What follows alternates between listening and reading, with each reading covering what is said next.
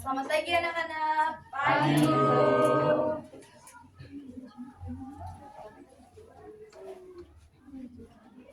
Baik, sebelum memulai pelajaran, alangkah baiknya kita berdoa terlebih dahulu ya anak-anak.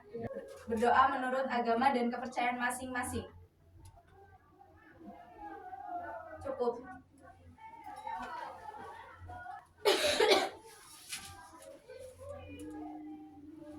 Ya, gimana nih kabarnya pagi hari ini? Masih semangat atau masih ngantuk? Masih semangat dong. Kok semangat loyo banget? Itu namanya bukan semangat tahu, itu masih ngantuk. Astagfirullah. Ya, siapa yang baru mandi jam segini? Nih, gimana kita tepuk semangat dulu biar kalian lebih semangat, biar kalian gak ngantuk lagi. Tahu nggak tepuk semangat itu gimana? Tahu. Nah, ikutin ibu ya. Tepuk semangat. Semangat.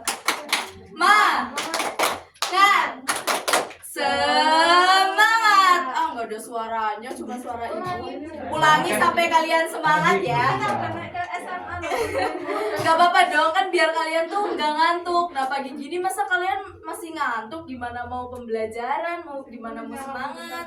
Paham, Bu. Yuk, ulangin ya. Lebih semangat. Kalau belum semangat, diulang terus sampai semangat.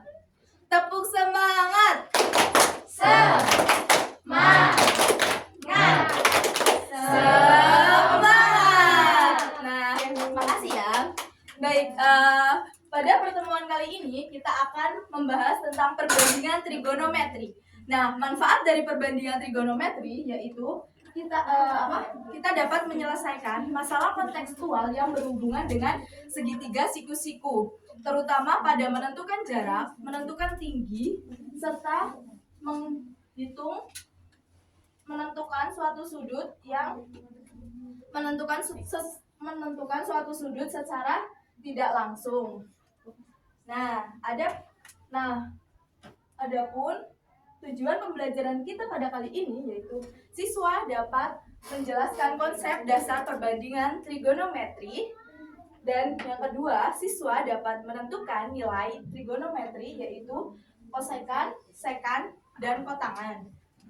Nah, yang ketiga, siswa dapat mengaplikasikan perbandingan trigonometri dalam menyelesaikan masalah sederhana. Nah, coba kalian perhatikan gambar berikut ini. Ada tangga yang disandarkan pada dinding rumah. Kira-kira membentuk bangun datar apa ya? Coba tebak. Yang mana ya? Yang ini. Segitiga apa? Siku-siku. Nah, kita dapat memodelkan segitiga siku-siku ini untuk menghitung jarak dari bawah sampai atas, atau menghitung tinggi, atau menentukan sudut secara tidak langsung.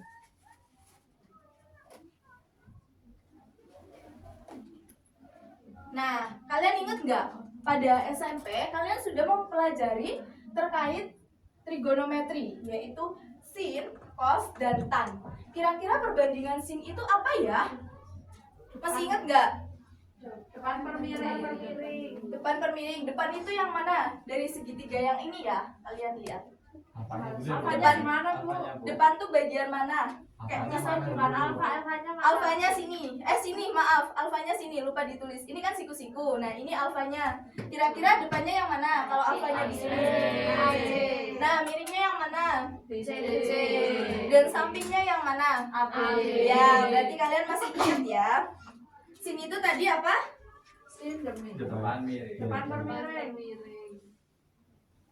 Ya, sisi depan per sisi miring. Kalau kos? Samping permiring. Ya, samping permiring. Kalau tan? Depan per samping. Ya, betul. Kalian masih ingat. Ibu beri tepuk tangan. Nah, sekarang kita akan mempelajari terkait kebalikan dari sin, cos, dan tangan. Nah, apa sih kebalikan dari sin, cos, dan tangan sendiri? Yaitu yang pertama itu namanya ada kosekan alfa, yaitu kebalikan dari sin, dan kosekan dan kebalikan dari cos itu sekan, dan kebalikan dari tan itu kotangen. Nah, perbandingannya kalau kosekan alfa itu 1/sin. Nah, kira-kira kalau kebalikan dari cos itu apa ya? Ada yang tahu? Ada yang tahu nggak? Iya kan kosekan. Nah, perbandingan dari sekan itu apa? 1/cos. Ya. Kalau perbandingan dari kotangen? 1/tan. 1/tan, ya betul. Nah, kalian masih ingat nggak terkait sudut istimewa dan nilai-nilainya? Coba kalian lihat dulu dan ingat-ingat kembali. Nanti kita akan menerapkan kosekan, sekan, dan kotangen biar kalian lebih paham.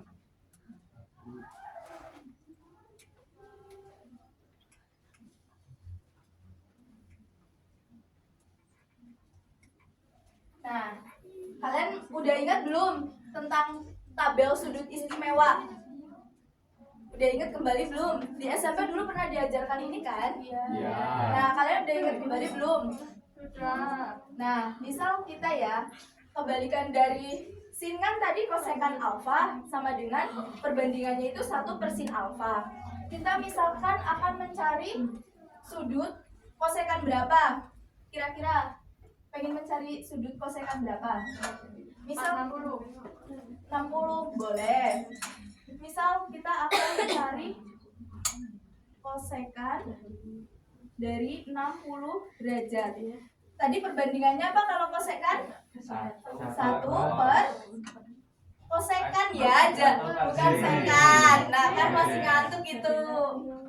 1/sin. Karena yang ditanyakan kosekan 60, maka sin 60. Nah, sin 60 itu berapa? Nah, setengah akar 3 itu kita bisa juga tulis dengan akar 3/2. Nah, jadi sin 60 itu 1/akar 3 bagi 2. Sama dengan berapa? 2/3. Nah, ya. Sekarang coba kalau sekan. Ada yang mau nyoba maju? Ada yang mau nyoba maju nggak untuk mengerjakan sekan? Boleh, boleh. Sekan berapa, Bu? Coba sekan 60 sama, sekan 60. Sekan 60 ya, Bu. Teman-teman tolong perhatikan ya. 1/60 itu kan cos 60 berapa ya? Ayo diperhatikan, jangan bicara sendiri. Yang bicara sendiri nanti suruh maju loh. Ada, Bu. Ya, Kelihatan banget. Mbak Nada siap mau maju? Siap. Habis ini ya yang ke tangan. Dua, Bu. Gimana nih teman-teman? Bener nggak jawabannya? 2. Kata Mas Novit 2. Bener nggak? Mbak Dewi, Mbak Amalia, ayo perhatikan. Temannya Bus Maju menjawab 2. Bener nggak? Ya. Dulu Mas biasanya. Ini, Bu, spidolnya. Ya, makasih ya Mas Novit. Nah, ini yang Ibu beri warna, kalian bisa tulis ya di catatan kalian masing-masing. Agar kalian tidak lupa, maka kalian catat. Mbak Uni, Mbak Uyun, apa coba? Makanya diperhatikan ya. Sekali lagi Bu memberi peringatan kalau enggak maju. Nah, sekarang kalian udah paham semua terkait penggunaan ini kosekan, sekan, dan kotangen? Sudah. Baik, kalau sudah Ibu lanjut ya. Nah, sebelum Ibu lanjut, adakah yang ingin ditanyakan? Ya, Bu. Ya, Mas Iwan. Itu kan nanti mencari sudut-sudut yang ada pada tabel atau sudut-sudut istimewa ya, Bu. Ya. Kalau kita mencari sudut yang tidak istimewa, Bu, misalnya 315 gimana ya, Bu? Oh, misalnya sin cos atau tan atau sekan. Oh ya. Baik, pertanyaan yang bagus sekali. Nah, untuk mengetahui sudut yang lebih dari 90 derajat, kita dapat menggunakan yang namanya bidang koordinat kartesius. Nah, dalam bidang koordinat kartesius, kalian perhatikan ya gambarnya. Dalam bidang koordinat kartesius terdapat kuadran 1, kuadran 2, kuadran 3, dan kuadran 4. Coba Mbak Nada, tahu nggak apa itu kuadran? Kuadran itu kotak-kotak itu. Kotak-kotak bukan ya. Kuadran adalah 4 wilayah yang dibatasi oleh sumbu X dan sumbu Y dan berpotongan tepat di titik pusat, yaitu 0,0 ya Mbak Nada. Ya, Bu. Tolong perhatikan ya, jangan ngobrol terus. Ya, bisa Bu aja. Iya, Baik. hubungan ayo, Bu. Ayo, kalau yang bicara terus mau bicara di depan atau mau bicara di tempat duduk? Tempat duduk. Nah, baik. Dalam bidang koordinat kartesius ini ada, kan tadi terdapat kuadran 1, kuadran 2, kuadran 3, dan kuadran 4. Nah, pada kuadran 1, semua nilainya itu positif, yaitu sin, cos, dan tangen. Nah, pada kuadran 1, yang memiliki nilai positif itu sin dan kosekan. Jadi, selain nilai sin dan kosekan itu, ya pada kuadran 2. Nah, jadi selain sin dan kosekan itu nilainya negatif ya anak-anak. Ya, Bu. Nah, pada kuadran 3 itu yang memiliki nilai positif yaitu tan dan kotangan. Jadi selain nilai itu, maka nilainya negatif. Dan yang keempat itu ada cos dan kuadran keempat itu ada cos dan sekan yang memiliki nilai positif. Nah, selain itu nilainya negatif. Nah, untuk menggunakan kuadran-kuadran ini, Ibu memiliki rumus. Rumus yang atas itu pada kuadran 1 ada alfa. Rumus yang kedua, yang bawah pada kuadran 1 yaitu 90 dikurangi alfa. Rumus yang kedua, kira-kira apa? Ada yang tahu nggak? 90 plus alfa. Ya, oh iya Ibu belum menjelaskan ya, kuadran 1 itu dari berapa sampai berapa? Maaf ya anak-anak. Jadi kuadran 1 itu ini ya tadi. Nah, kuadran 1 itu, Bu Sofi main HP. ayo Mbak Sofi, HP-nya disimpan dulu ya. Kalau nggak mau Ibu sita HP-nya. Nah, jadi kuadran 1 itu dari 0 derajat hingga 90 derajat. Nah, kuadran 2 itu dari 90 derajat sampai 180 derajat. Ayo perhatikan, kenapa itu yang di belakang ketawa terus ya? Semua ini loh, Bu. Mau gantian ngejelasin di depan? Enggak. Ya udah perhatikan ya. Nah, kuadran 3 itu 180 sampai 270 derajat. Nah, dan kuadran 4 itu 270 sampai 360 derajat. Nah, tadi kan Ibu menjelaskan udah sampai rumus ya. Ya, Bu.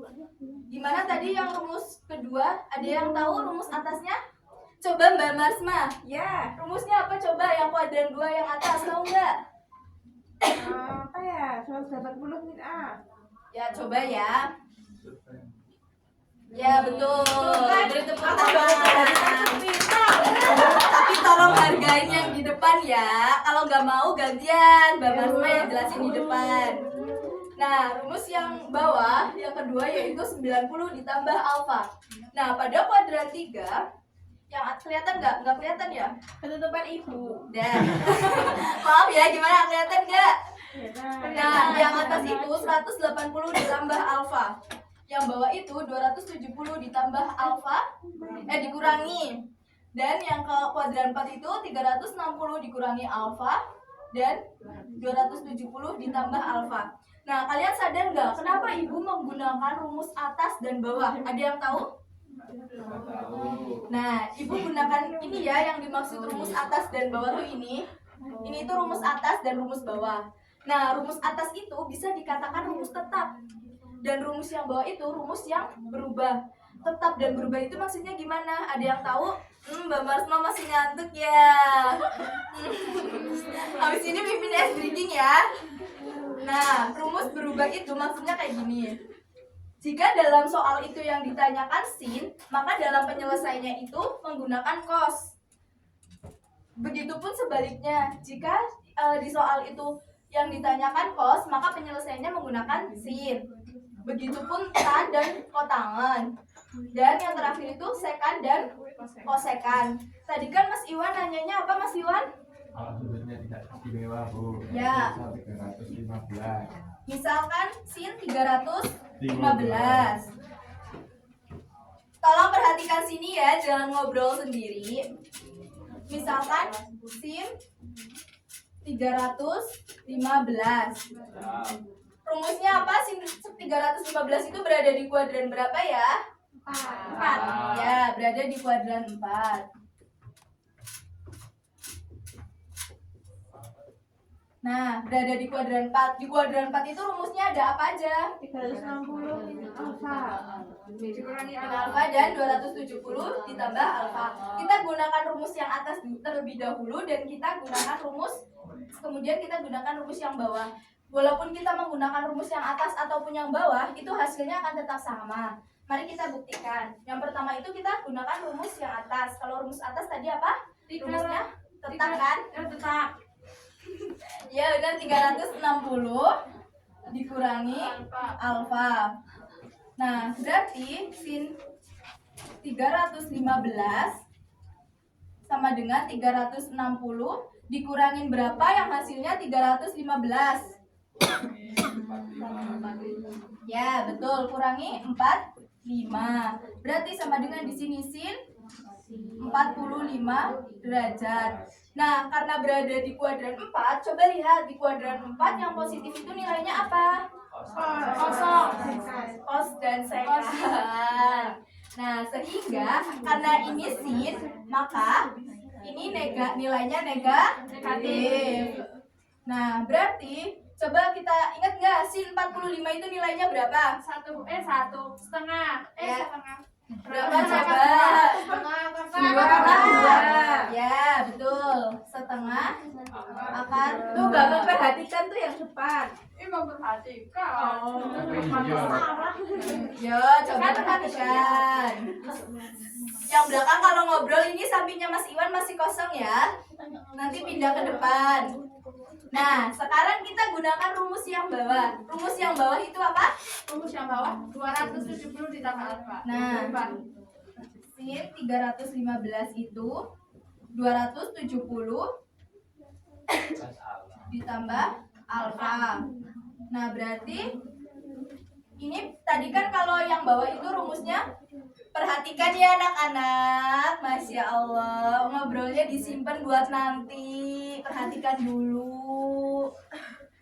Nih, tadi kan kalau misal kita gunakan rumus yang bawah berarti berubah. Nah, kalau sin itu jadi apa?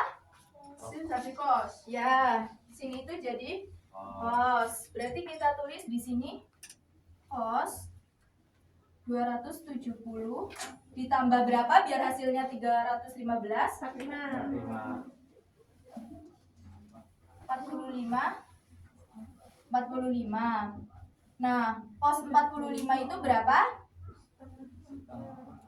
Setengah 1/2 akar 3. 1/2 akar 2. Nah, karena ini kan tadi kan pada kuadran 4 itu yang positif itu cos dan sekang. Tetapi kan ini kita gunakan rumus yang bawah sehingga berubah. Jadi kita tetap mengikuti yang ini ya, atau menggunakan yang ini sehingga sin itu pada kuadran 4 nilainya apa Mbak Nada? Apa Pak? Pak. Aku. Apa Bu? Makanya perhatikan, jangan ngobrol terus ya. Karena ini sin, maka pada kuadran 4 itu nilainya apa? Negatif. Nah, berarti ini negatif setengah akar 2. Sama atau tidak? Sama. Nah, jadi kesimpulannya kalian mau gunain rumus yang bawah ataupun yang atas itu nanti ketemunya akan sama aja ya anak-anak. Oke Bu. Nah, sekarang biasanya kalian kalau dalam soal cerita kalian akan menemukan yang namanya sudut evaluasi dan sudut depresi. Waduh, shock ya dengan kata itu. Nah, sudut evaluasi adalah sudut yang terbentuk antara garis pandang lurus ke depan dengan, ayo perhatikan dulu ya. Ngobrolin apa sih dari tadi kok rame banget kayaknya? Itu Bu nama sudut Bu, evaluasi apa elevasi? Evaluasi apa? Elevasi, maaf ini typo. Elevasi. Evaluasi. Kakak bilang apa? Astagfirullahaladzim. Kok telat kenapa semalam tidurnya kemalaman ya? Enaknya gimana nih teman-teman? Yang lain udah pada belajar, udah mau selesai, ini baru datang. Saya makan dulu. Oh ya udah, Mas Aryo boleh duduk, nanti hukumannya menyusul ya. Nah, ada yang namanya sudut elevasi dan sudut depresi. Sudut elevasi yaitu yang terbentuk antara garis pandang lurus ke depan dan garis pandang ke atas. Jadi mengukur dari atas ke bawah, pandangan dari atas ke bawah. Dan sudut depresi adalah sudut yang terbentuk dari garis pandang horizontal mendatar pada pengamatan dengan objek yang berada di posisi lebih rendah ke bawah, yaitu mengukur dari yang bawah ke yang atas. Nah, berikut adalah contohnya. Nah, tadi sudut elevasi itu dari atas ke bawah dan sudut depresi itu dari bawah ke atas. Nah, untuk kalian lebih paham, kalian mengerjakan LKPD ya. Satu kelompok itu berisi 4 orang. Mas Iwan, ayo gabung dengan teman-temannya.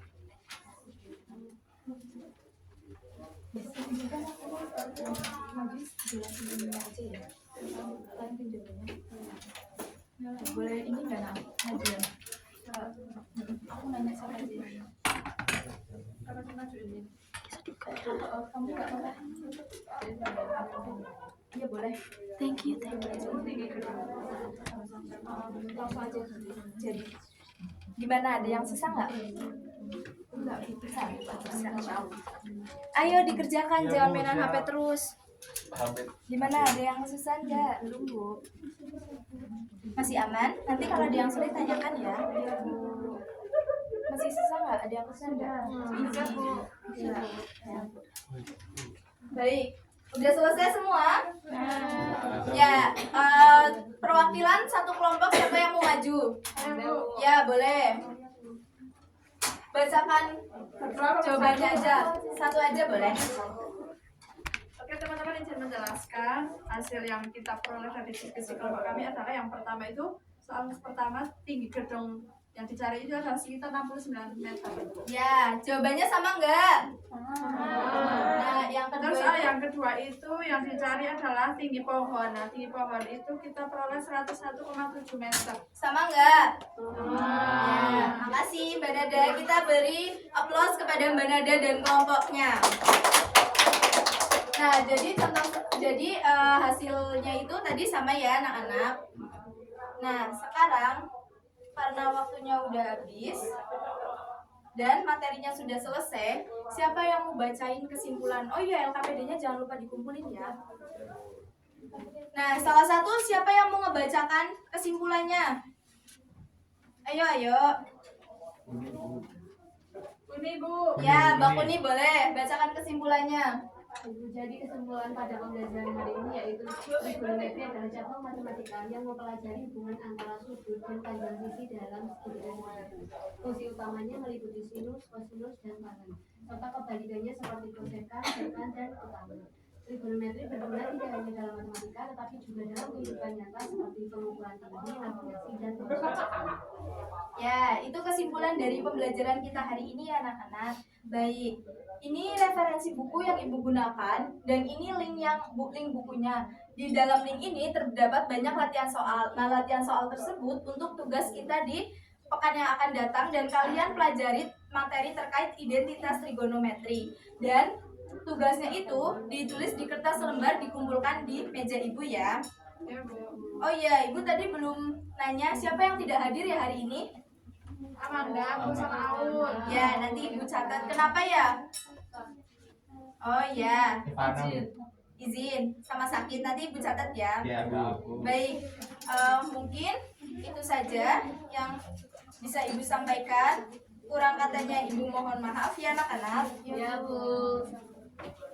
Ya, Ibu tinggal dulu ya anak-anak. Wassalamualaikum warahmatullahi wabarakatuh. Waalaikumsalam warahmatullahi wabarakatuh. Terima kasih, Bu.